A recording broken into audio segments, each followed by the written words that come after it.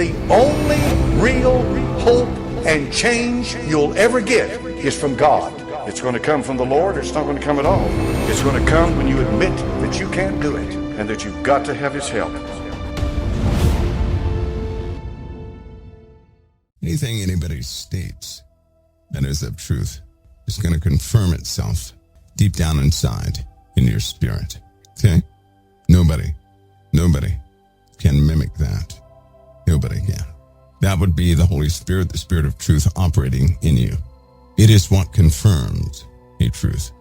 It's not that you guessed something would be true. Everything in you will know it's true.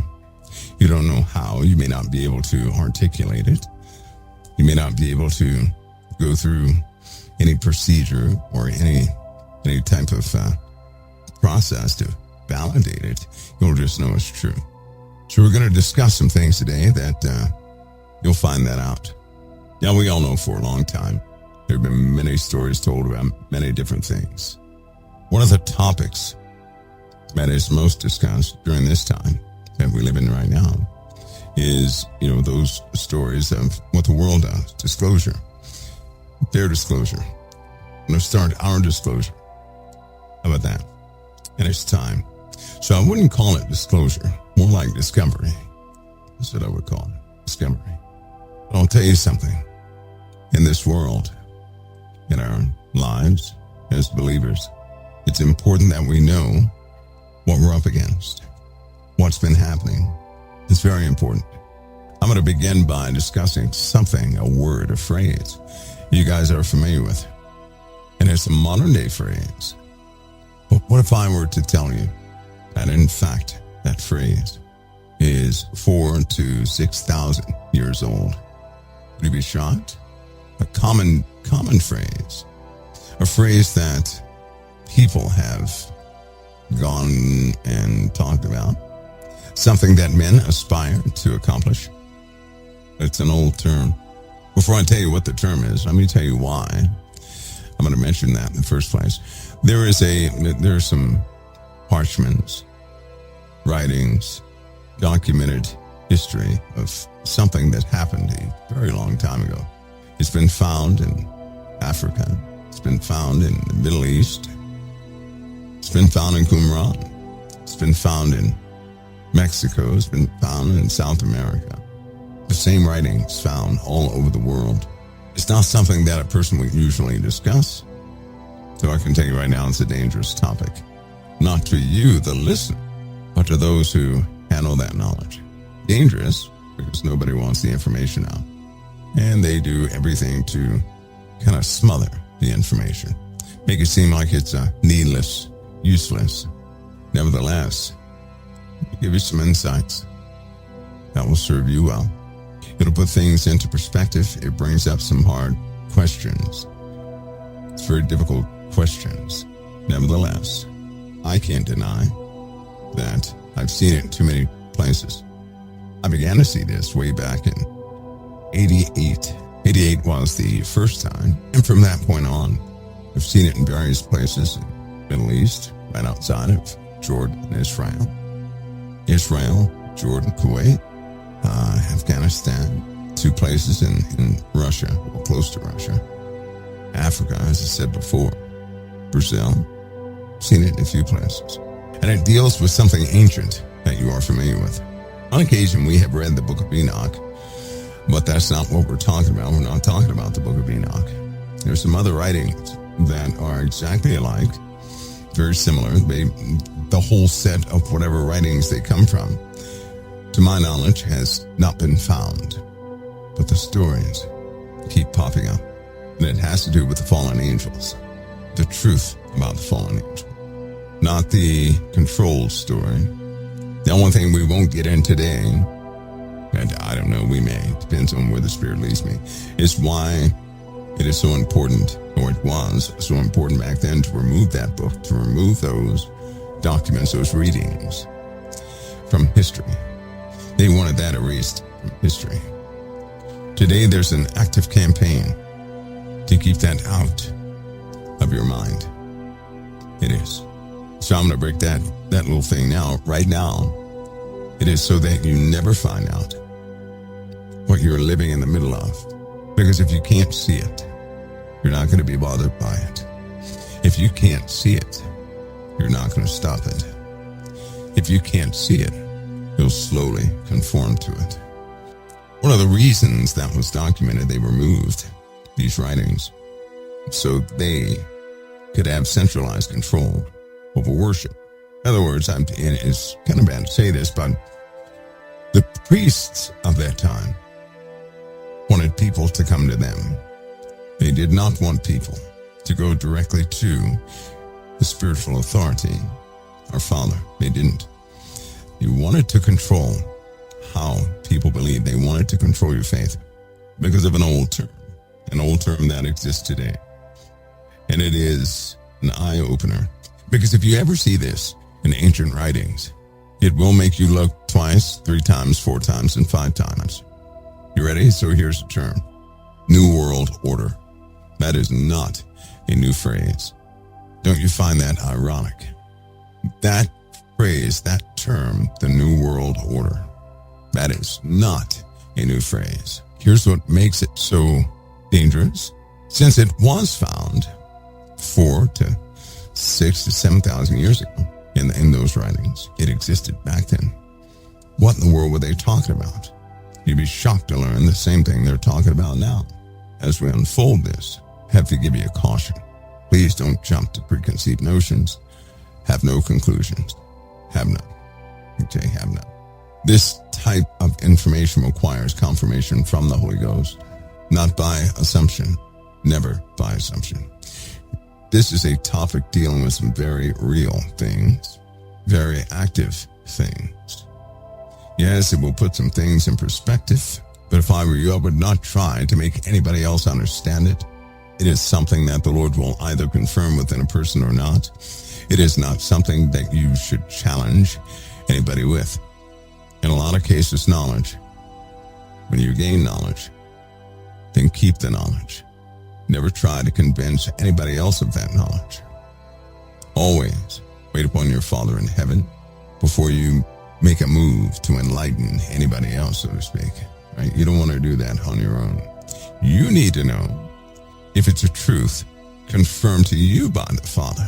Don't ever take any truth that I give you and say, well, that's confirmed. Don't do it to any human being or any spirit unless your Father in heaven confirms it within you. Hope you guys have that. So that means even if an angel comes up to you and that angel tells you something, do not confirm that as truth by assumption.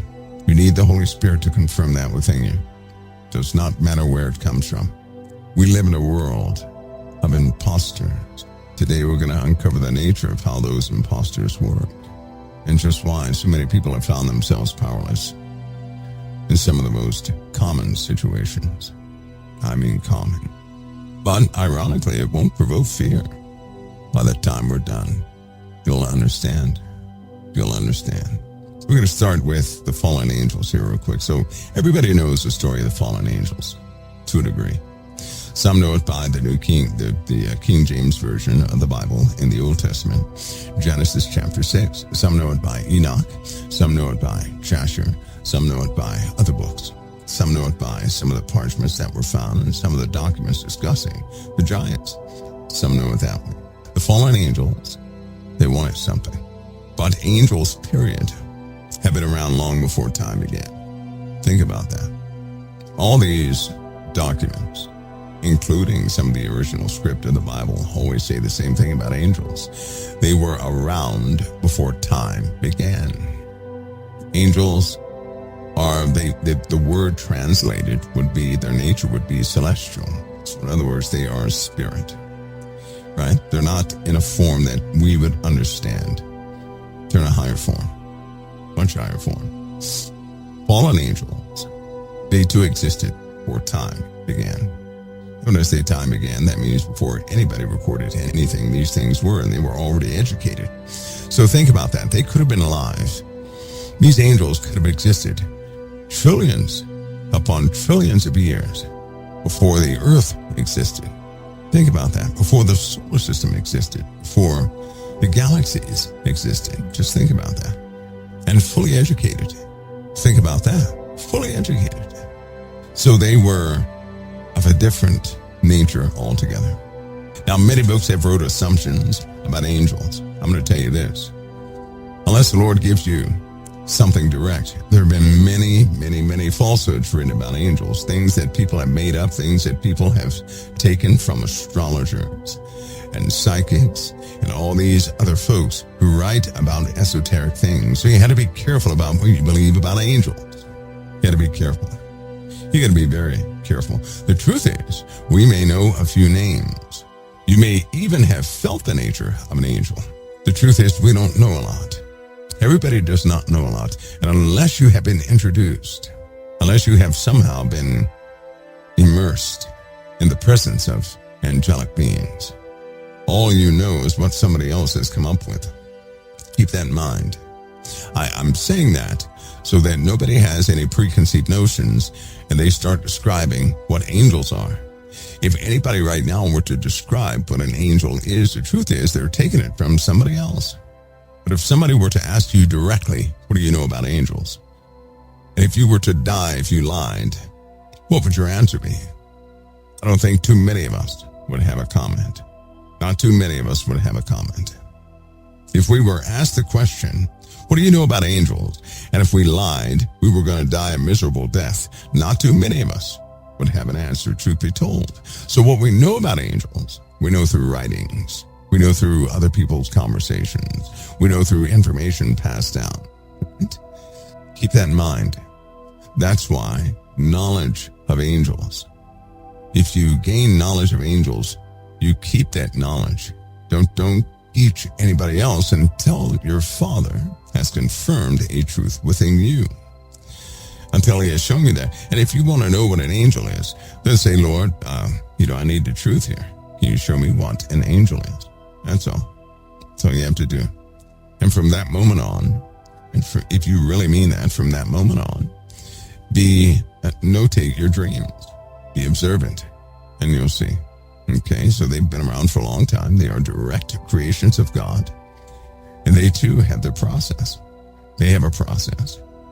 They have a process of education, of empowerment, of the things they do. How all that works? Well, no.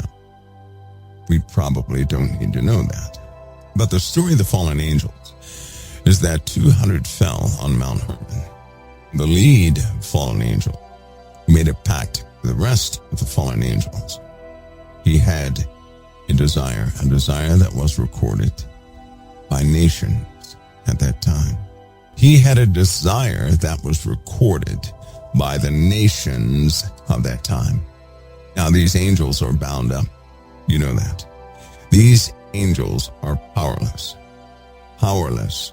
They are bound up. They can't do a thing. They cannot do anything. They can't do a thing. But it's only 200.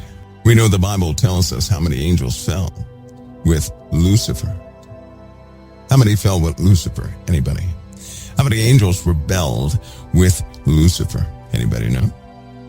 Somebody give me that. There we go. 1/3 of the angels fell with Lucifer.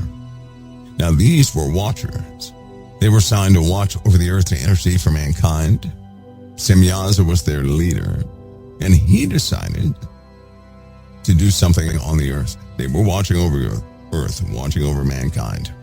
He decided within himself, similar to Lucifer, and in fact it's just like Lucifer, you could say, he decided that he could subdue the earth better than the Creator, and that he and the other fallen angels, that they would have children on the earth far better than humans. Far better than humans. So they made a pact on Mount Hermon. They took an oath. And they were bound by some sort of mutual contract, I'll say, that they would take unto themselves wives. Now, a lot of these writings, they say that when they took unto themselves wives, it was very unnatural, sometimes brutal, and a twisted type of interaction. Twisted. These women, of course, something began to grow in them. Something that had parts of the heavens in them, in part human, It is said, it was written in all these old documents that from humans the flesh came over these beings. So the bodies of these beings came from human beings. Everything else came from the fallen angels. Everything else. It's also said, and because, we've kind of paused real quick now, different cultures in the USA, different cultures, Indians in the USA, Indians in Mexico, a lot of cultures all over the world have this same story. The Sumerians, they have the same thing too. Those from the skies. In America, a lot of the Indians call them the serpent gods, came down, made it with women, and they had children. And some of the children, destroyed the woman before they were even ready to come out because they grew so fast. Some of the women had the children, but never really recovered, and some did. And not all of them were ginormous.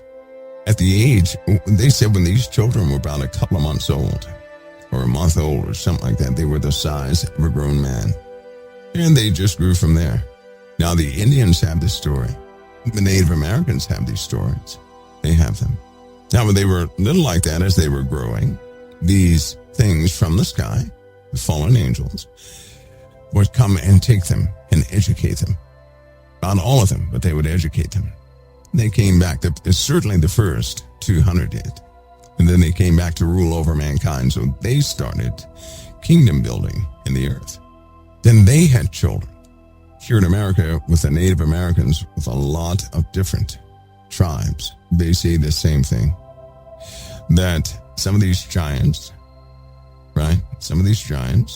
they then had more Nephilim through themselves or with other human beings. And the population of Nephilim grew in the earth. The first ones were huge. Second generation, some of those were even bigger.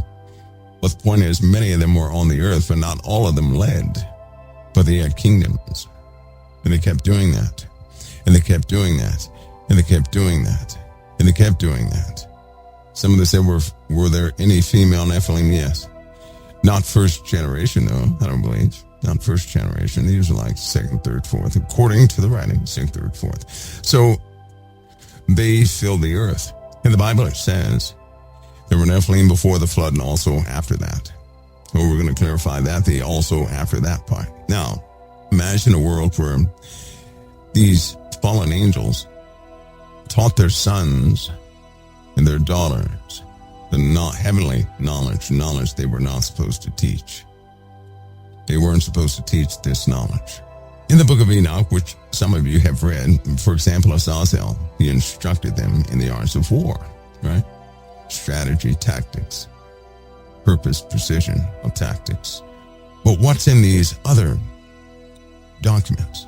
Not only did he teach them, but he taught them how to enchant the weapon. Certain symbols that go on the weapons that increase the power of that weapon. And with him and Kokabeel and Tamiel, Asbiel, all these different fallen angels, they essentially taught the Nephilim some powerful things that mankind was not supposed to know. Azazel, by the way, taught mankind too, but then he taught the Nephilim more dangerous, things, more dangerous things. So let me give you an example of some of the extended things they taught. Simyazza. In the book of Enoch, it said that Simyazza taught them how to bind spirits, right? Enchantments and the resolving of enchantments, so on and so forth. In this case, Simyazza was extended. It said he taught them how to command the forces, how to manipulate the invisible threads that tie all living things together. What was the result of that? It was said that they could summon storms with one word, with a whisper. They could summon storms. That's right, sorcerers. They could summon storms with a whisper. Some people could do the same thing. Do you understand that? So if you know the words, people could do the same thing. But they could summon storms. They could make the earth tremble with a gesture. They could kill anything from miles away without touching it. This is what they were. Now they learned sorcery. They learned tactics in war. They learned about astrology. And when it says that, Tamiel and I believe Kokabeel, they taught astrology and the path of the stars, so on and so forth. But they also taught some of the ancient angelic gateways that connected Earth to other places. That's what they taught them, how to travel from the Earth to other places. The path of the stars, but also how to travel to each realm of the stars. So there's a lot going on, right? That mankind has gotten a hold of. I'll tell you right now, though, I know for a fact there are teams that work on this stuff, and they take stuff, and they hide stuff, and you'll never see that stuff, and you'll never see those people, and they'll never disclose any of this stuff to anybody unless you are somehow indirectly or directly involved with these teams. Doesn't matter how much disclosure they say they're going to have. They're not going to disclose this. But all of what I'm talking about today does not come from their material. This comes from some of the ancient writings, the parchments, which happens to be the same stuff they own. But as I'm talking, I want you guys to listen. I want you to listen. You know what's happening in the world today. I need you to hear it so you understand what you're up against. For example, there's a celestial calendar. With this calendar, it has the fates. This calendar has the fates, actual fates of things that happen on the earth like clockwork. Then you have these, I'm going to call them meatball astrologers, right? Who try to make money off things. If somebody knew about true astrology, they would not try to make money off of it. That'd be the last thing they do. In fact, when they know about real things, they will never attempt to make money off of it. Do you know why? Because they're not going to think the same as everybody else. That's why. They're not going to try and make money off it. When somebody tries to make money off something, they really don't know about that specific thing. They don't know the implications of it. They don't know the power of it. They don't know that. If they knew the power of it, the last thing they would do is attempt to sell it. They certainly would not irresponsibly give out that knowledge. They wouldn't do it at all. That goes to say that if there are people who know about this, and I'm sure there are, you didn't read about it. You didn't. They're going to hold that close in families. They will. They understand the implications. Not the implications on you, but the implications on the person who would dare speak a word. The Nephilim can take it. They were half human and half angel. They could take what came from speaking these words, but a human being cannot. They'd be hard-pressed to take speaking them. For a human being to speak one of these incantations, one of these phrases, it would be like you giving up your life force right there that very moment in a very painful way. How about that? So yeah, they could speak it, something would take place. They would be in pain for the rest of their lives. Would you ever use one of those words if you knew it? Because when what they taught them, right, God uses authority. This is not what they taught their children. They didn't teach their children authority. They taught their children a type of manipulation, a type of deal, a give and take language. So sure, you can speak a word and have something happen, but it will certainly take from you. But if you're half angelic, angels don't die. And if it takes a piece of your life force, then so be it. But a human being, you're done. You're finished. You're done. Finished. Which is why there's some real world things that happen where people attempt to get another person possessed. And if that possessed person doesn't, it's of no consequence to their mortal bodies. So there are a lot of people in the earth that try to get a person possessed for that purpose.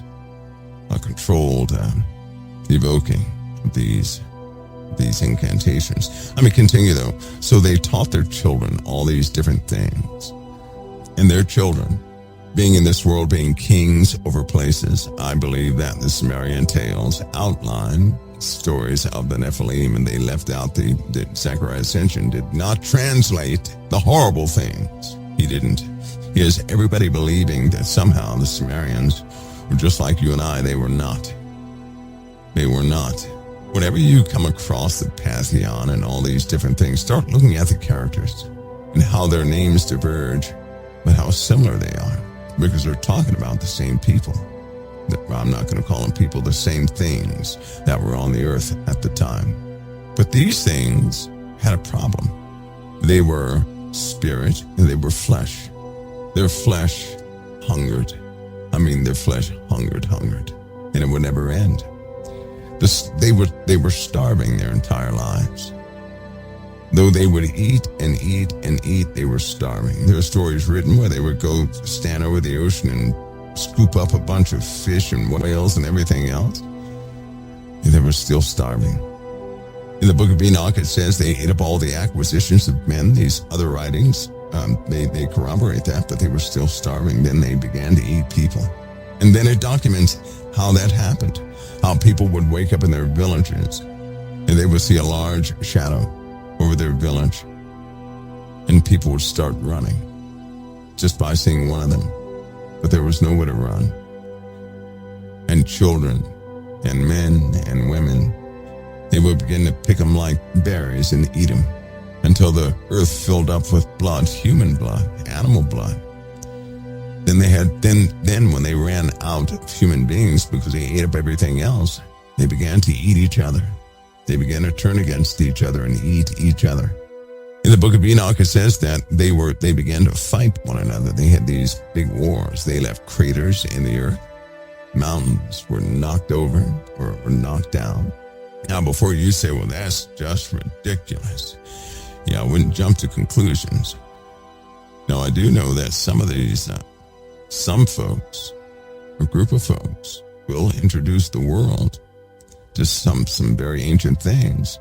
And at first, you're not going to believe until you begin to see it everywhere, and you'll have no choice but to surrender your resistance in believing in the ancient world, and at that time, everything's going to go upside down.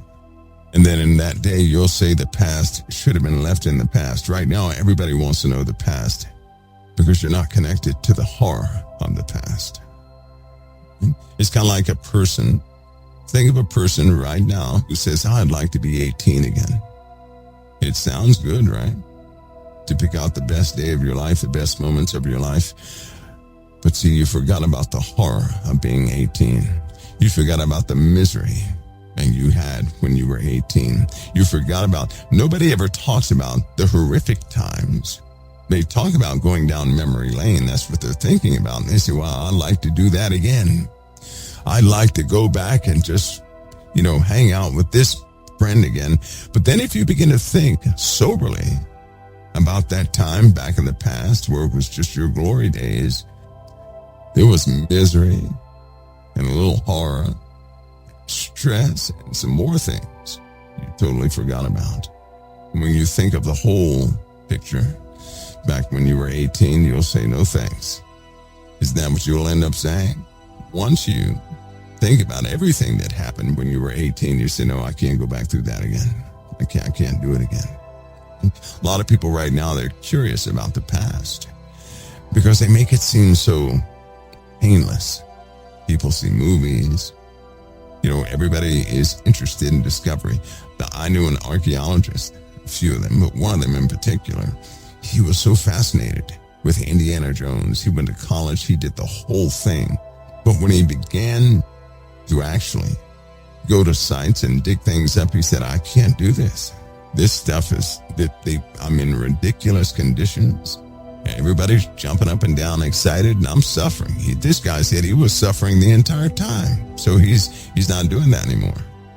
He found out quickly that his passion was based on what he saw from television. The glory he read from books. People finding things, but nobody ever talks about the back-breaking work. How many times you have to stay out in the middle of nowhere with mosquitoes everywhere biting you to pieces and this and it. Yeah, so when you start thinking about the whole thing, your mind changes. It's called being sober. We often think about the glory of a thing, right? We don't think about the whole subject. In the past, it was horrifying. That's why God destroyed it with water. You know it had to be horrifying if the Father destroyed everything with water. Now, some people say, well, the Bible says there were Nephilim before the flood and also after that. And that's why Goliath was there. Right? That's what they say. Goliath was not he wasn't a Nephilim. Goliath was an Anakim. And so he was far removed from that Nobody from the first generation made it. Nobody did. Nobody. But some of the mutated human genes made it. Right back over here to the USA and other places. We had the same thing, but there's a flood story here where nobody made it. Nobody made it. I mean, over here with Native Americans, it says that the water went right up into the atmosphere. Who can survive that? You're not going to swim that long. There's mixed evidence they show you guys called dinosaur bones. Remember I asked you guys one time, I said, why is it so important for the world to introduce every child to dinosaurs? Why is it important that every child be introduced to dinosaurs? Let me give you my opinion. Let me be clear about this. I'm going to give you my opinion. In my opinion, it's important that they sell you that story. It's very important they sell you that story. Because what if those dinosaurs didn't look like what they're selling? Like some of the first dinosaur bones or complete specimens that were found, they were fake. Real bones, but they put them together to create something that never existed. But I'll tell you something, they spend a lot of money. They spend a lot of money on dinosaurs. Do you know that? Trillions of dollars they spend on dinosaurs. You don't believe me? Start researching. You're going to find they spend trillions of dollars on dinosaurs. Not billions, trillions of dollars on dinosaurs. And you ask yourself, why does the world spend trillions of dollars on dinosaurs? Why? You're not going to tell me because they're just, fascinating. No. Don't tell me that. You guys remember the Lucy specimen? Remember the Lucy specimen, the specimens that they had found that were human beings, like in between their transition from going from monkey to modern day humans. Many of those were false, made up, lies. They were lies. But you cannot get paid by the government if you don't support the lies. You're not going to get a grant. You're going to be stripped of all your records and everything else. You go against that, you're done for, and you cannot fight it. So nobody should actually try that because you can't fight it. You can't fight that. Back to these fallen angels and their children. Children were horrific. Now, these children had an insatiable appetite. They had lots of questions. They were doomed from the beginning. Let me share something else with you. God knew that the fallen angels would fall. God knew that the fallen angels would have children. Their children cannot be saved. Now, the children, the Nephilim, they did not bring themselves into existence, did they? They didn't. So let me ask you this. If they didn't bring themselves into existence, why did they all have to perish? And let me tell you how they perished, what their sentence was. Because not only were they cursed in the flesh, but they were also cursed after death too. When the bodies of these Nephilim died, their spirits, the soul of that Nephilim, was to remain on earth and to be known as demons. Demons. Now their attitude, before I get into the demon part, they had insatiable appetites. They were driven to exercise their power and their dominance over people. They were primarily concerned with power, with dominance, with ruling, with utilizing everything they could utilize to subdue everything, to place everything under their feet. While they were living, one of their fathers, Azazel, taught them how to lie, how to manipulate. He showed them how to use words as weapons, how to turn allies against one another. What does that sound like? Politics. Politics. He taught them the art of debate, to start confusion. among angels and men. He taught them this, to overcome their enemies. You see what they were being taught? They were taught all this stuff, right? Yad taught mystical defenses, the inscription of symbols of power, and on armor and walls, both as weapons and defenses. Think about that, an inscription, a symbol on every weapon, and a symbol on their clothes, and a symbol on their armor, and a symbol on their castles, and a symbol on every building. These are mystical defenses. What do we have today? Every aircraft has the same thing. Every building has the same thing. Every company has the same thing. Every car has the same thing. Every aircraft has the same thing. Anything that flies in the sky shares the same inscription. You just haven't looked at that yet. It's the exact same inscription, or it does not fly. What kind of world are you living in? There were Nephilim before the flood, and also after that. That's Genesis 6, right? Genesis 6. What do we find out in the book of Daniel? And in the last kingdom, they shall mingle themselves with the seed of men, but shall not cleave one to another. They're doing it again. It's been 2,000 years, and within this 2,000 years, everything these parchments talk about back then, they have a modern day equivalent right now. I know a lot of people, they look at the giant part. I want you guys to forget about the giant part. The giant part's not important at all. It's not important. It's not. I want you to see what's before you, so at least you won't walk with a blindness. And if you don't believe it somehow, then test every spirit by the Spirit. And I'll even go over that. And if you don't consider something even after that, then go further yourself and see for yourself. See what actually is repelled from the name of Jesus. Not by you saying it either. You don't have to say it. You do not have to say that name to repel things.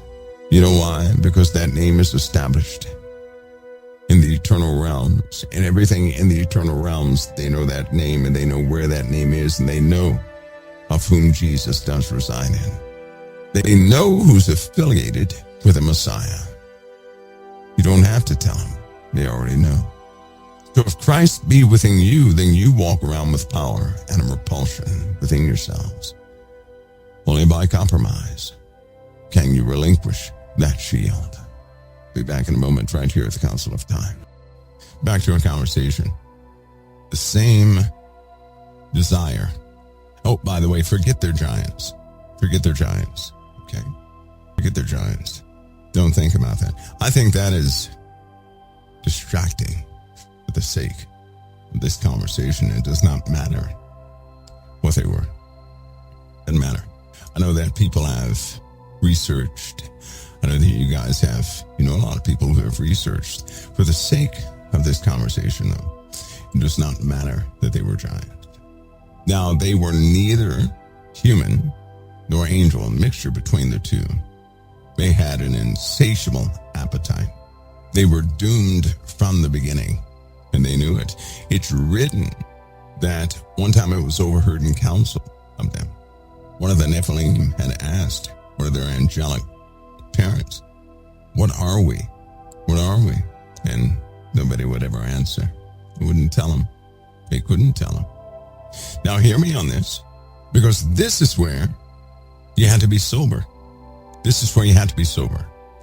And now I'm not picking on anybody who's Catholic either. Okay, I want you guys to remember that. I'm not picking on anybody who's Catholic, because you were not Catholic. You were not part of Rome. You weren't back in the Roman days. Hopefully you were not. They were in Rome and some other places. They did not want any of these writings anywhere. And so remember that. They didn't want them anywhere. The Catholic Church, they probably will, because of the feuding that's happening in the Catholic Church. You're going to learn about what I'm talking about right now on their side. They know this too, but they don't want people to have it. But there's a feud happening And so out of their vaults, these things may come. But I need to talk to you guys about these Nephilim, because in the Bible it says they were mighty men, men of renown. Do you know what renown means? Well-known. Well-known men. Some of them were not giants. Some of them people talked favorably toward. So let me say that one more time. Some of them people talked favorably toward. Now, why would a person talk favorably towards any of the Nephilim? Why? Why would a human being talk favorably towards the Nephilim? You can find it all throughout history. In the kingdom, they would always parade their leader, lift up their leader, do all sorts of things to their leaders, especially those, the Sumerians. They did the same thing. Oh, they're wise. They're all powerful. We have food because of them. We have, progress because of them. We live in a type of luxury because of them. You forgot about the luxury part, right? Luxury because of them. Any of those places, when you're in good with the kingdom, you have security, you have food, you have shelter, you have all these different things. You're not living as a vagabond. Is it any different than today? No, it isn't. When you're part or in with a corporation or in with any of these governments, you have security. If you're not in with them, not in with a corporation, if you're unemployed, you're a vagabond. You're thrown to the wolves. The same thing. So when people say, I like this place or I like that place, they're actually talking about security. Because if at any time, if you worked for a company that no longer paid you, are you going to like that company? Are you going to like that company? No, you're not. If at any time the company you work for, if they can no longer guarantee a paycheck, you going to like that company? If they cut your check down to 1/20th of what it used to be, would you like that company? No. Here's the simple fact. People like whatever benefits them. So if it's going to provide you, listen, it's going to provide you peace and security, you're going to say, oh yes, we need more of that. That's what they had back then. The Nephilim fought each other. They fought each other. They devised. Like I said before, Azazel, one of the fallen angels, taught how to lie, deceive, and manipulate. Sure, how to use words as weapons and turn his allies against one another. So that's what he taught. Start confusion among the angels and men. That's what he taught. He knew all of that. Everything he taught was by way of conversation. Gilgamesh, he was in some of those ancient documents, which really brings up an interesting question, because you're talking about time, intervals. You're talking about when these documents, right, are mentioning all these things, and Gilgamesh is thrown right in the middle of them. Gilgamesh, of all people. I'm nosy, so I wanted to know, well, is Gilgamesh mentioned in any of those documents found with Enoch? They want to keep that confusing. Because if it were mentioned, Gilgamesh was mentioned, then the time that people are thinking about, they would have to reorder time and put it back in perspective again. That changes everything, doesn't it? That changes a lot. Because why? People like to theorize. People like to come up with things and assume the middle of things. I don't like that, because often the truth is going to come out later on anyway. I'll wait for the truth. I don't want to assume anything. Here's the frightening part. In Genesis, it said there were Nephilim in the earth before the flood, and also after that. You're going to hear me say that lots of times throughout this talk. Why? It's time that people know what they're involved with, what you're involved with. And I mean for real, we're not talking about just some knowledge here. There are ways to identify, very easy. And you would not like the results, nevertheless, the results do not lie. And they are 100% effective every single time. Just so you know, not sometimes, every single time. It'd be like somebody, if you did a specific something in your mind, And somebody turned around and looked at you and said, leave me alone. And if that happened every single time, well, I think your world would change, your worldview would change. I also know that a lot of people would not know how to handle that, to have a realization that they're right in the middle of something that they didn't really choose to be in the middle of, to be able to identify the truth of what's all around you, what's been around you since you've been born, is a wake-up call. It's like being hit in the head with a sledgehammer, saddening to others. Now, as I said before, some of these Nephilim were renowned, mighty men. People regarded some of these Nephilim as honorable, as great, as they looked up to them. That's who people wanted to become. But let me stress this. Just like back then, right now, you have some people who look up to people and they want to be just like them. But those who have a relationship with Christ are predominantly occupied with purging things out of their lives to become more like Christ, because the Lord is their standard. But those of the world do not have a relationship with the Lord, and so they look up to other things. So just like back then, things are happening today. So let's go back in the past. Forget that they were giants. Some of them were, many of them were, and that was the problem. They had an insatiable appetite. Now that means they would eat and gorge themselves, and that's been recorded many times, but they were always starving. How can you eat and eat and eat and eat and eat and eat and you're always starving? Now, while I'm saying these things too, I want you guys to take note that every time I mention one of the attributes of the Nephilim, it is one of the very things God said we are not to have. We're not to be gluttons, are we? You can read it in the Bible. Every attribute of the Nephilim, the Lord told us we are not to have it. Leave it alone. Do you have an insatiable desire and you cannot quench it? What does that mean? That means your hunger is not of the flesh. It's of the soul. They had a hunger for domination. They had a hunger for war. They had a hunger for debate. They had a hunger for deceit. They had a hunger for sorceries. They had a hunger for knowledge. They had a hunger to know everything. They didn't know everything, their dads did. So they had a hunger to know everything, and it was of the soul. And one of the main, when you have a being like that, who has an insatiable appetite of the soul, whether they're in the flesh or out of the flesh, it does not matter. They still have that insatiable appetite. Take note of that. So that means these entities have an insatiable appetite. What does our Father talk about?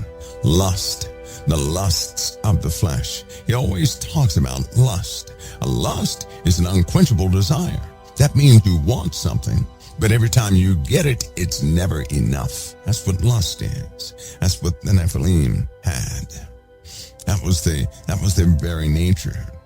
That's something they struggled with no matter how much they consumed, no matter how much they learned, no matter how much they killed, no matter how much they fought. They had an insatiable appetite to keep doing the same. And they did so until just about, the blood of the earth was crying out. They consumed the acquisitions of men. They consumed man and beast. They consumed just about everything. People were hiding. People lived a terrible life, hiding in the dark, cavernous regions of the earth where nothing could get to them, and they were praying. They prayed. And Enoch was alive in that time. And they were afraid of Enoch. They were afraid of Enoch. Enoch was a human being, but they were afraid of Enoch. It's something. Enoch is a known character, but no one wants anybody to learn about Enoch. In the Bible it says Enoch walked with God, right? Enoch walked with God. That's what it says. They were terrified of Enoch. Both the fallen angels and the Nephilim could do nothing against Enoch. Isn't that interesting? The Nephilim couldn't even touch him. They could not touch him. With all the killing and disasters these things were causing against people, they could not touch Enoch. Why? Why? Because Enoch had a relationship with the Most High. That's why. Because they're part angel. Angels have barriers. Angels have certain rules. They cannot help by their very nature they have to follow. They cannot touch anybody who's in relationship with the Father. How about that? They cannot do it. They can't. Even if they wanted to, and they did want to, they couldn't do it. And it's not that Enoch was defending himself all the time. No, they couldn't do it. They couldn't do it. Isn't that something? What did the Lord Jesus tell you? Yes, he said he gives you power to tread upon scorpions and serpents. And yes, he said he gives you all power over the enemy. But he said nothing will by any means hurt you. Why? Because it cannot. Once you are his, once you are a disciple of his, they can't touch you. Many of you you've been hit upside the head and everything else before you had your serious relationship with Jesus Christ. When you have your serious relationship with the Lord, it changed. Now, if you slip back into sin, you're going to get hit upside the head again. And you already know that because some of you did slip back and they were waiting. And you know it. But when you're in relationship with the Lord, they can't hit you. Why? They can touch nothing of the Messiah's. You didn't have to rebuke anything. They simply cannot touch you if you're in relationship with the Messiah. Because the Messiah, listen, because the Messiah said no. Do you hear me? No, listen, not that a billion angels are around you fighting everything off. No, it's because the Messiah said no. It's documented that billions of these Nephilim were running full speed at Raphael, one of the four angels that expelled the Nephilim. And they were angry. A bunch of giants that caused a massive earthquake running directly towards Raphael with their mystical weapons and everything else. And when they got close, Raphael simply raised his hand. He didn't raise it all the way up either. It is, people saw this because they were standing behind those angels. Raphael simply held up his hand, and the angels, the four mighty men, the four angels, they were the size of human beings when they were out there in that open area.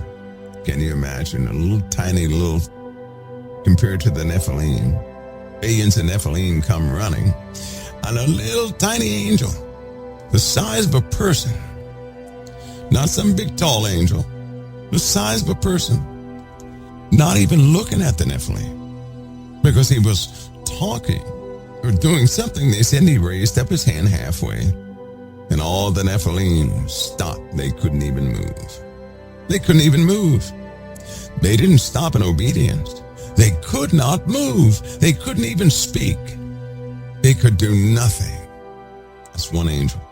There was no force on the earth that could have stopped the Nephilim.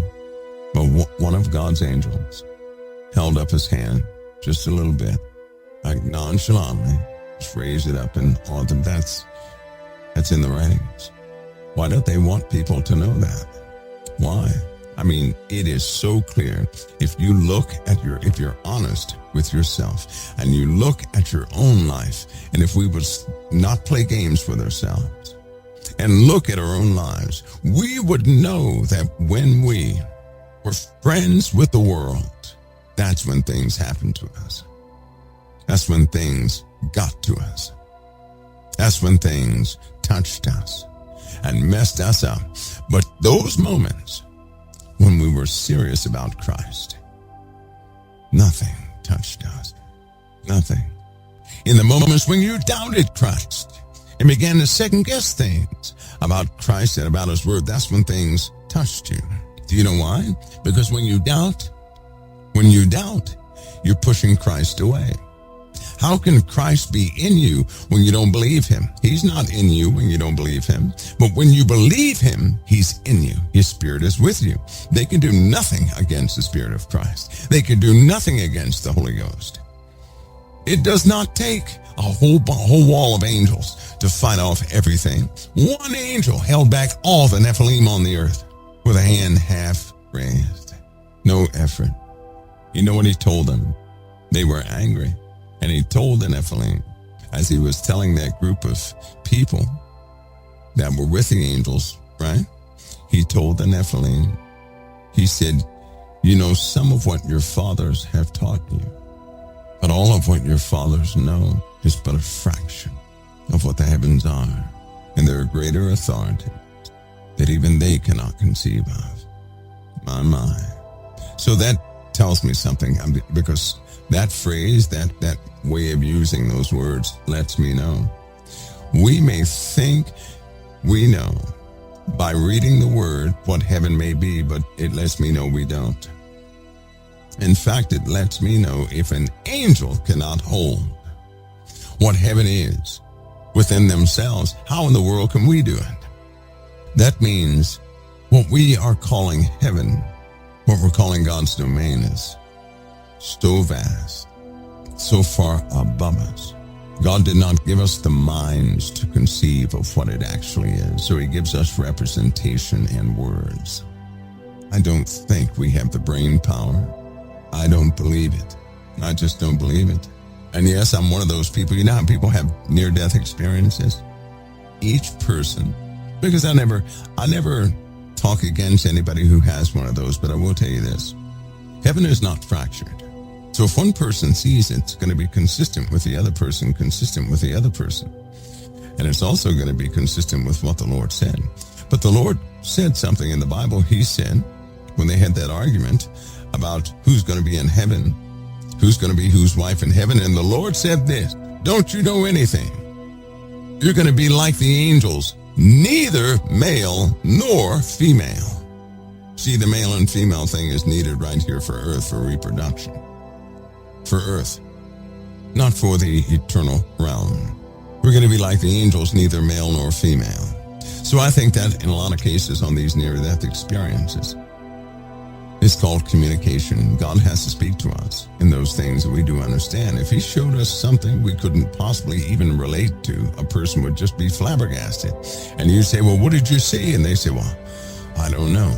That's what they would say. So he gives them something that they can relate to. I don't think it's about the imagery of what they saw, right? Because if you start looking in these older documents about the Nephilim had dreams, right? People had dreams during the time of the Nephilim. The Nephilim had dreams too. The nature of those dreams were different. For example, one of the sons of Kokabael, it is written that he spoke about a dream. In that dream, he was in this beautiful field, this beautiful fruit. And that when he walked, he didn't even shake the ground or anything. But then everything in that beautiful garden was gone. And everything burned up. And everything went away. And he was left in desolation. And he was starting to be carried off. Another one had a dream where he was on the top of a mountain. And the mountain was taken away from him. In short, the Lord was showing them that something was coming for them, and a time was coming for them. But they had different dreams of the exact same thing. I believe that the Lord does this to communicate directly to us so that we understand in some sort of context what he's saying. If you look over these near-death experiences, all of them have different things. A person may say, well, I saw my dog there. Well, I saw my wife there. Well, I saw my children there, this, that, and the other. In other words, there's peace in that place. There's fulfillment in that place. There's love in that place. I believe the Lord is showing people what they are, because if he says you're going to be like the angels, neither male nor female, right? Then where are the children? If you're neither male nor female, then something different is going to be there. Plus, even with my pea brain, the Lord had me have an experience. And I'm telling you right now, the only thing that existed in that place was love and pure wisdom and something else I can't give a name to, but it was so fulfilling. Do you understand? If I would have stayed there a little bit more, I would be spoiled back here on earth. And I carried a residue. When I got up from that place, there was a residue with me. You didn't have to wait for a person to talk. You did not. There was even nature there, but nature was different. Everything was instantaneous and everything was truthful. I knew the meaning of things that even right now I desperately have tried over the years to try and this meaning of this one thing, because I told that I wanted to go back and look at the people on the earth, and I could see them. I could see the people on the earth, and I was in front of this person, and I looked at the person and I said, this is not what any of this is about. That's what I was saying in my heart. But here's the deal. I saw this person 12 years later. 12 years later, I saw this person. I'd never seen that person before in my life, but 12 years later, I saw that person with that, they went through something. And that person went through something. I've seen people in truck. I've seen lots of people the Lord showed me in a dream starting when I was a kid that I had 24 times, and I have met the exact people that were in that dream. Now, this is not to pat me on the back or anything. This is just to say there's a whole bunch we don't know. But I'm telling you, fulfillment is in the eternal realm. Fulfillment is when, you know how a lot of people say, well, when I get to heaven, I hope I'm going to be happy there because I don't like this and I don't like that. Nope. You're right here in a human mindset. You're in a very limited mindset. In fact, your flesh is a restriction on your spirit. It's blocking everything. You can only conceive of so much. You can only understand of so much. But once it's gone, once that transition takes place, you're going to be in a place that you'll have fulfillment. And when I say fulfillment, I mean everything in you that you're everything. You're going to have absolute fulfillment. And if you've never felt that before, if you never had that before, in fact, if the Lord gave you a sneak peek of what fulfillment was, you wouldn't complain about your work with the Lord another day. You'd be willing to lay down your life for anybody, because in that moment you'd realize something. There is nothing in man's mind, nor is there anything he can conceive of, nor is there anything he could invent or dream of that would even come close to what the Lord has for us. Even for the worst of us, we don't have the minds. We don't have anything to capture even a true piece of what the Lord has in store for us. We don't. We just don't. Because I felt a piece of fulfillment. And all the pain in the world that everybody goes through here, I'm telling you now, it's worth it. It's worth it. There's nobody that's going to get to that place and say that life here was not worth it. You're going to feel like you cheated somebody. That's what you're going to feel like wow, I should have spent another 900 billion years there to go through torment. Then maybe that would have been fair enough. But see, our problem is we think everything has to be within the realm of our thinking. We do so in great error. Back to the giants. Back to these Nephilim. They're no problem to the angels.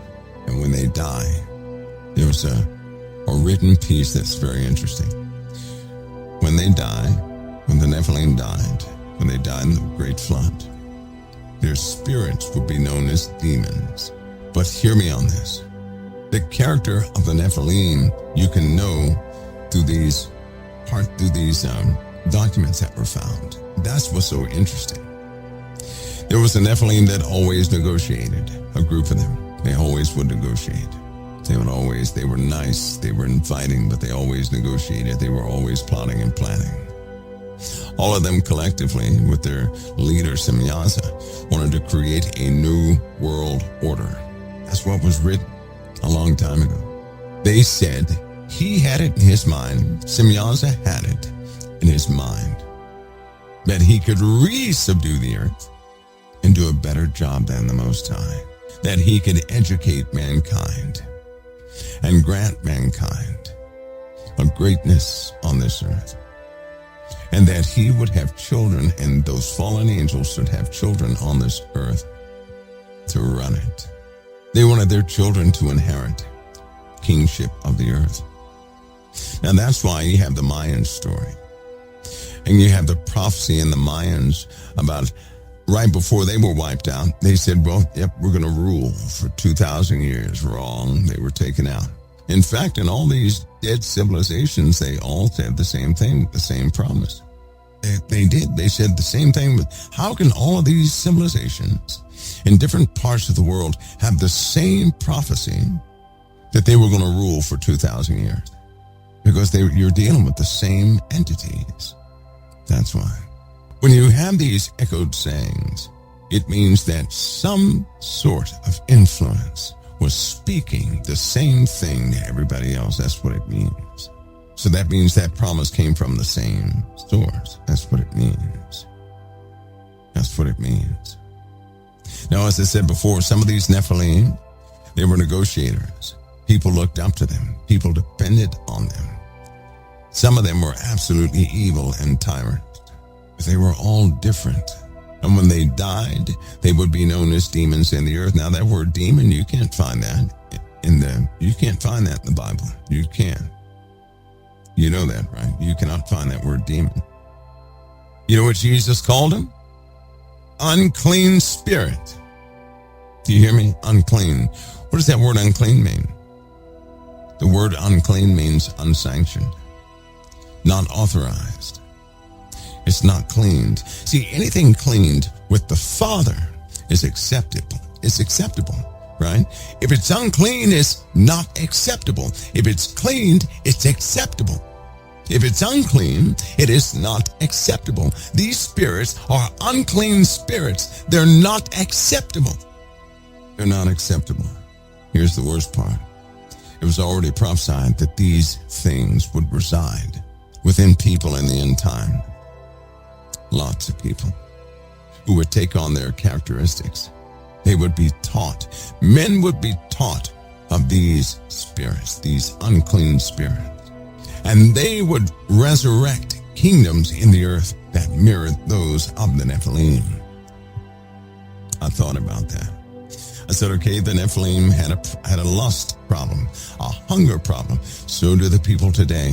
They can never have enough power. They can never have enough war. It can be a peaceful time. Somebody's going to think up something to go to war, do something to go to war. They spend most of the money on weapons, don't they? They spend all their time with intellectual things, not to save humanity, but to venture beyond Mars or something like that. Just think about that. We spend most of our intellectual time thinking about things that will never benefit humanity. We spend most of our time because we're curious on things out there. And with everything we learn, it's never enough. With everything we get, it is never enough. With everything we achieve, it is never enough. With everything God has given us, it is never enough. So what influence do you see over mankind right now? Right now, what influence? The same thing that existed thousands of years ago. The same characteristics, the same mindset, the same everything. It's one thing the Nephilim did not do. They never thanked their parent angels. They never did that. They never thanked them. Because in truth, they always wanted the admiration for everything they did, and they would fight over the admiration. They wanted people to look at them as though they were the answer to everything. That's what they wanted. So in front of the people, they did many things taught by Asbiel, Azazel, so on and so forth. They can't do anything. They're bound up. You're not going to release them by saying their names. They're done for. But their children, here it is. Those angels are bound up, but they taught their children everything they knew. And their children are on the earth right now. They're known as unclean spirits. They're all over the earth. Can you see the world you're in right now? Can you spiritually discern the tug, that day-to-day tug of war that you're going through? Why does your spiritual walk, and it seems like a harmless walk in the world, why do they contradict so much? Why is it always that you have to let one down to take up the other? Why? That should tell you something right there. And why is there always some sort of power that will come and cover up things? When you have an insight spiritually like that, something comes quickly to cover it all up. Why is your flesh drawn to the rituals of this world? You ever get in the habit of doing the same thing every day? That's ritualistic. That's for your flesh. Your spirit doesn't need that. Your flesh does. What is that? It's a form of control. See, nobody wants to feel like they're out of control. So what do you do every day? You exercise that control. Hear me on this. Come on, you got to see this of your flesh. You will exercise that control so you have a sense of control. If you do not exercise that control, you feel like you're losing your mind. You feel like you're losing your mind. So what is that? That's another point of contradiction. Can't you see it? In fact, one of the best pieces of advice for a person is to clean up their environment. Make your environment neat, to clarify your thoughts. But that still, it forms habits. And with those habits, you will control it. See, we all do it because if somebody came in my domain and started moving stuff around, I'd be like, oh, what are you doing? Right? Because you're going to notice. Why? Because it's our environment and we like things the way we like it. But I'm trying to show you something in your flesh, not your spirit, but your flesh. Your flesh needs placement, and it will always hunger for a type of control, period. Doesn't matter who you are, it's going to hunger for a type of control, always. It wants what it wants. You know in the Bible when it says the flesh and the spirit do war against one another, that means they're not on the same page. That's what it means. They're not on the same page. They are in fact against each other. Now, what has power to influence your flesh? Anybody know? What have you been contending with? How does a demon truly get in somebody's life? An unclean spirit.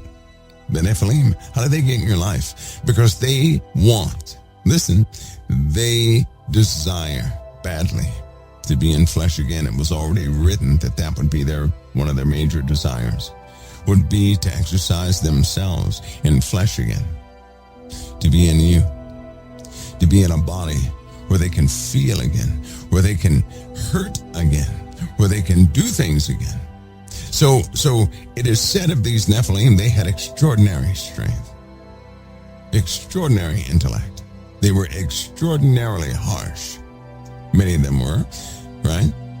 So when you see of a person getting possessed, everything mentioned in these 4,000 to 7,000 year old papers manifests in that person.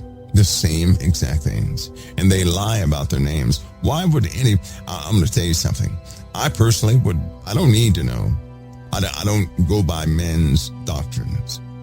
And just in case you don't know, yes, I've directly fought some things in my life, right?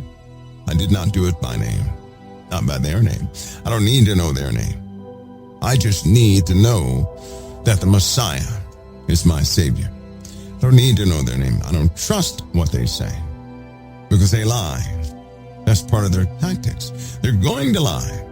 That's why you have certain ones that say, well, who are you? Well, I'm Lucifer. No, you're not. You're not Lucifer.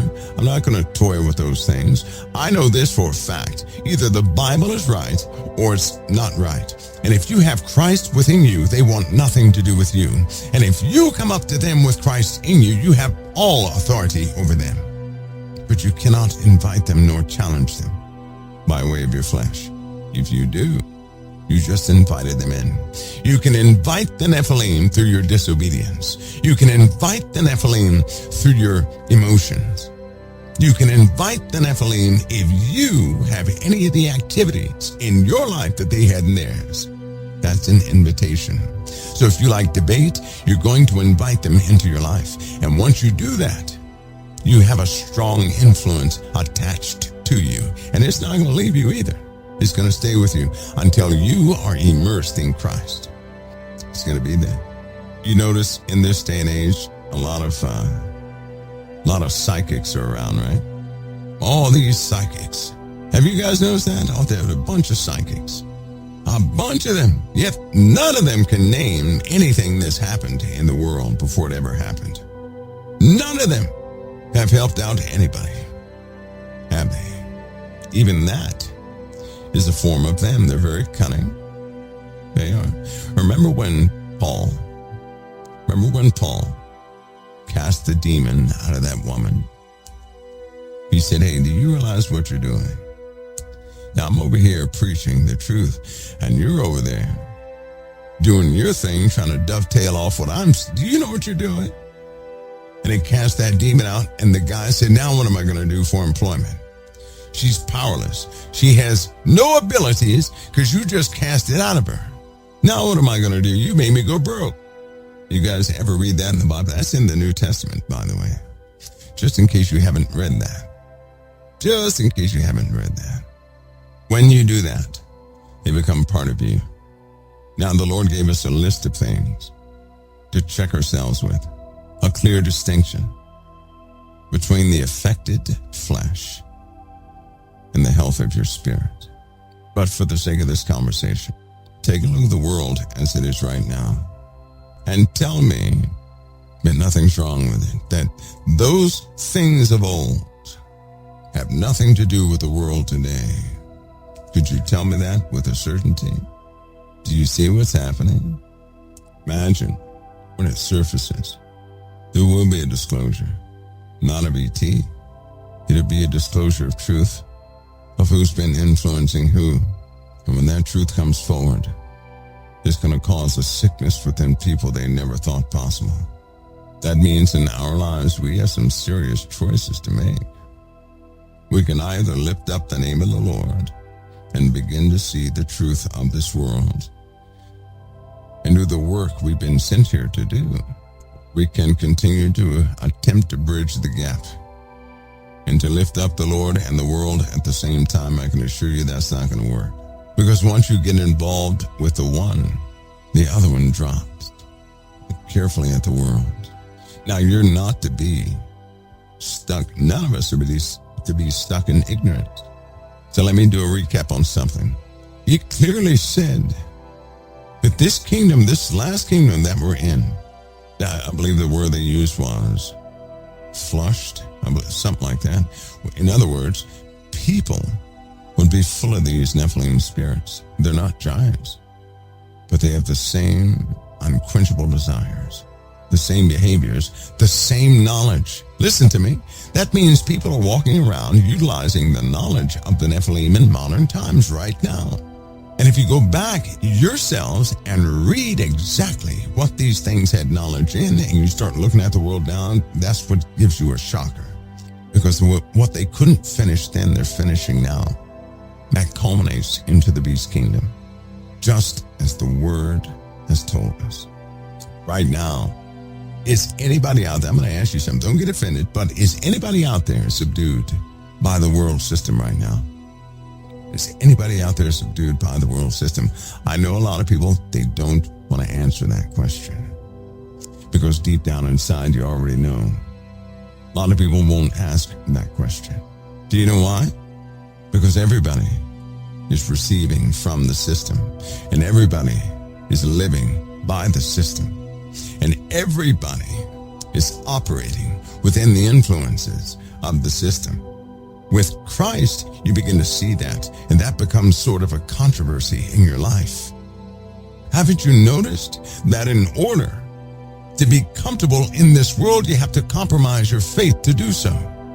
Haven't you noticed that? There is something in your life, in my life, in everybody else's life, that in order to live comfortably in this world, you're going to have to compromise something. I know people, they say, well, I'm getting a promotion. Is that right? Well, who's getting fired? So-and-so. They don't even care. They don't care. It's not that the company is making more money. Somebody has to lose for another to gain. There are people starving 50 miles away, no more than 50 miles away from all of us. Somebody not more than 50 miles away is starving right now. Think about that. Lots of folks going through these same things. The same things. It's given this in this world. For one to gain, others have to lose. Look at where you're at.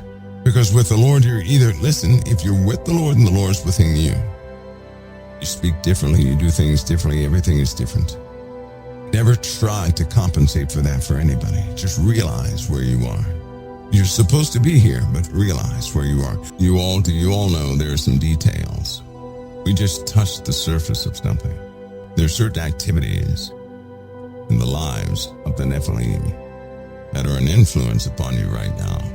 And just in case you don't know, as I said before, there is a method of testing this that will give you feedback 100% of the time.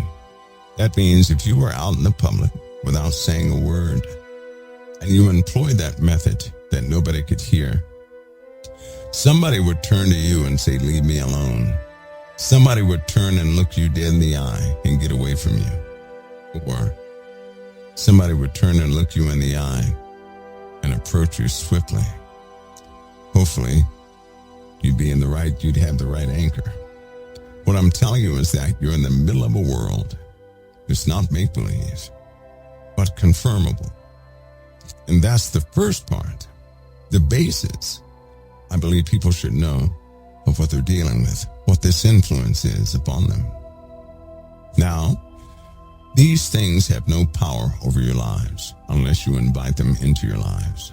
And to invite them into your lives is to become exactly what they were. And the only way that's going to happen is if you do not have Christ. That's why they fired yet another exorcist. That's why the Catholic Church stopped another exorcist, because they're saying the same things. This disclosure topic is dealing with demons. Do you not know that everybody who has said that or has that idea has been either killed or taken out of the loop or hospitalized? There's a person who should be floating around. It'll start floating around on the internet. This guy is a physicist, but he too came to the conclusion that these other unknown things are likely have or something to deal with demons. Except this guy recorded a traffic stop. Listen, on the traffic stop, a medical person came up to him and demanded that he come to the hospital to be evaluated. You can't do that on a traffic stop. If you guys saw this, you'd say, "No way." But it happened. And this person is held to this day, but he's not the only one. There are dozens upon dozens of people being taken and held in hospitals, or nobody sees them again, who have had positions on the inside, who have come to this conclusion. So if you've heard anybody say it, don't forget they said it, because all of them are being swept away. One of the main, I know people get fascinated with the movies and this, that, and the other. I think it's time people begin to understand what they've been dealing with this entire time, and what the emphasis, the importance of Christ is right now in this kingdom. This kingdom has already been prophesied. The Lord already knew they were coming. Now, somebody asked me one time, can the tares and the Nephilim, can they find salvation? You don't understand if you're asking that. You don't understand. They're in their soul, right? It's one thing for the flesh to have a big appetite that can never be quenched. It's another thing for your soul to never be able to be satiated. No satisfaction of the soul means you have a lust problem in the soul, and that is unnatural. If you have a lust problem of the soul, nothing will satisfy you. And if you cannot be satisfied of the soul, that is the very nature of darkness itself. You do know that, right? If your soul cannot be satisfied, a Redeemer's never going to be enough. God will never be enough. And that is the entire issue with darkness itself. Don't you know that? Satan has the same problem. His soul, the soul of Satan, can never be satisfied. So he's always going to want more. And the soul can never be satisfied. You will always seek to have more than what you're given. And what you're given will never be enough. That is darkness. That is darkness. That's what leads people to do the worst things in life they have ever done. That's why the entire Bible is set up to have us understand what lust is. It's the same thing. Lust is an unquenchable desire. God is against lust and anything connected with lust that way. Lust is not only the sexual lust, any type of lust, whether it be gluttony, whether it be identity, whatever it is. If you are in a position where you cannot be satisfied of your soul, you will destroy yourselves and everything else around you. That is darkness. That is what Satan is. That's what the fallen had within them. That's what the Nephilim are right now. And this world is designed by the very ones that popped out from both human beings and the fallen a long time ago. Their fingerprints are in everything. Can anybody explain that? Why is it that this modern day world and everything in it matches the characteristics of the Nephilim? Why is their nature found in everything that exists in the modern world? From television shows to advertisements to construction, their fingerprints are everywhere. No wonder in the New Testament it states, to love the world is to have enmity with God. That is an angry separation from God. If you love this world and the things therein, you are separated from the living God. Because anybody with the love of God in them cannot love this world. Why? Because to love this world is to love the systems in the world, is to love all this junk that's been in the world and how it operates and this, that, and the other. Indeed, you have people born who are experts in the world. Isn't it ironic that most people who come to Christ, they're not experts in the world. They don't understand many of the concepts that are easily understood by those who are of the world. I know a guy, he was born knowing politics. When he became an adult, he fought Christ every step of the way to this very day. He stands against Christ. Why is it that when a person understands the things of the world the way they do not follow Christ? Why? Wouldn't a smart, intellectual person have a relationship with Christ? Why is it not like that? Why are the smartest people haunted by obvious evils? Haven't you noticed that? I'll tell you something. If you're a friend of this world, then that means the world likes you. And if the world likes you, then you're not standing with the living God nor Christ. Because if you stand with the Lord, the world's going to hate you. Think about that. Put all this together. Please put all this together. Because so many Christians are they're begging God to have the world love them. The same world he said, don't be a friend of the world. Because the world is against Christ. The world is against the living God. And what do people pray? Lord, let the world be my friend. If the Lord is within you, the world's going to be against you. They won't agree with your views. They're going to call you an idiot and everything else. Why? Because of their characteristics. They're going to believe that they're right about everything they say. They're going to believe in what they have created themselves. There are properties or characteristics of darkness that are within people that everybody needs to know, and hardly people don't really know them. For example, in the Bible it says, a true sinner and the people who will be doomed at the end of time, these people worship the works of their own hands. Let me say that slower. They worship the works of their own hands. So whatever they built, they lift up. Whatever they built, whatever they designed, they lift up. They make whatever they built be the glorious thing of that moment, of that time, of that generation, of that millennia. Whatever they built, they lift up. They don't lift up what the Lord put together. They lift up what they put together. They compensate what they put together. They make excuses for it, everything else, and then they lift it up above the word of the Lord every single time. That's a trait that's in the Old Testament and the New Testament, and something they cannot help but to do. They worship the works of their own hands.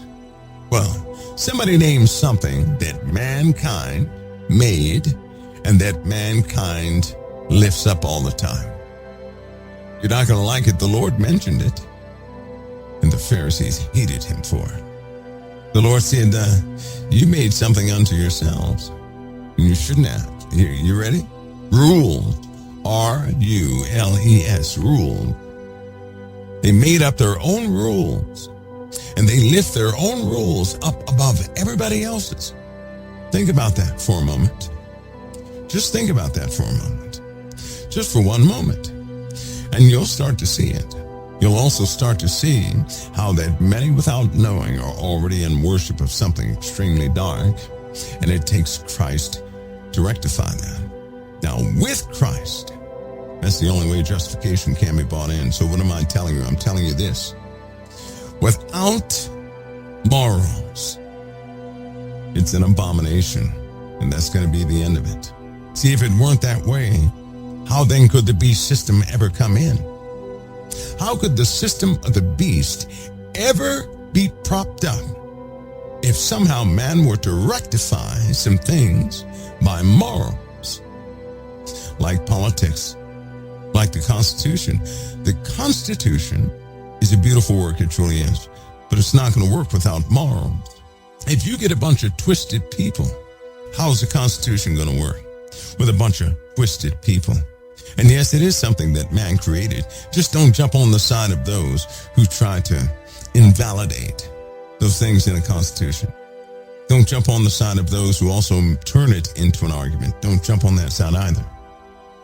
It's a well thought out document. The problem is you have to be moral for it to work, because freedom of speech. Well, what if you get a bunch of people out there that curse? They're protected under freedom of speech. Blasphemers protected under freedom of speech. You see how this goes? You see how it goes? So let me clarify this. When he creates something, you can only break it. When man creates something, if you lose your morals, the devil can use it. The devil cannot use God's word. He can break it, he just can't use it. Like, they can't do that. But man is different. Man is not the creator. And anything we make, right? Man came up with a constitution. Anything we make can be used against us. I think it's important for all of you to know that within yourselves. You got to know that within yourselves. Because believe me when I tell you something like the Constitution can be utilized to cause you to become an abomination. Imagine if somebody made you kill somebody else because they weren't following the Constitution. Who's the bad person in God's eyes in that case? You are. So there are people purposely trying to drive people bonkers by doing things in a very specific way to taint what you meant for good. They're tainting it. Don't let people do that. Do you hear me? In your homes, don't let anybody taint what you have meant for good. Don't let them taint it. Turn it into some sort of curse. How do you stop them? Stop falling for what they're saying. Don't get drawn into what they're saying. Stop believing what they're saying. You know why people get loud and angry and everything else at somebody else's comments? Because they believe every word they say. Since when do we believe every word that man says? I believe the word of the Lord because it's from the Lord. But I do not believe every word that man says. The only way you're going to get upset is if you believe everything that man says. Please think about that. That'll keep you out of the upcoming riots as the fires sweep through and the rogue nation breaks away. But that's a midnight hour discussion. Realize the world you're living in. Identify it. Stand with those things of the Messiah and of the Word of God. Stand with them. Because these are the days of inventory. People are being accounted for. And stop being afraid. Don't live your life being afraid of dark forces. Don't do that. If one angel halted all the Nephilim, you have more than one around you. Angel, that is. But still in good standing with the Father. How can one angel be so powerful? Haven't you got it yet? The word is messenger, correct? What does a messenger do? It carries a message from somebody else. The messenger is not the originator of the message. The messenger simply carries the message. When God gives a message to an angel, if he were to tell Michael, subdue the sun, does Michael always have the power to subdue the sun? No. As God commands, the command is the power. If God were to tell someone to do something, the command is the power. If God were to tell one of you, hey, I want you to go lay your hands on so-and-so and go back home, it's not that you have the power. But when you obey the Lord, you're going forward with his message, and in his message is the power. You see that? So as you go to do what the Lord has sent you to do, you've released his word by way of obedience on somebody else.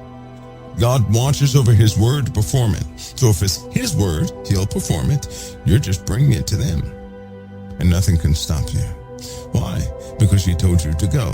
If he tells you to go somewhere to do something, then he's empowered you to plow through everything to get there.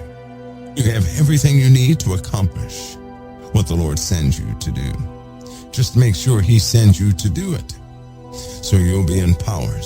Now, if you go on your own, you're on your own. Do you understand? If you go on your own, you're really on your own.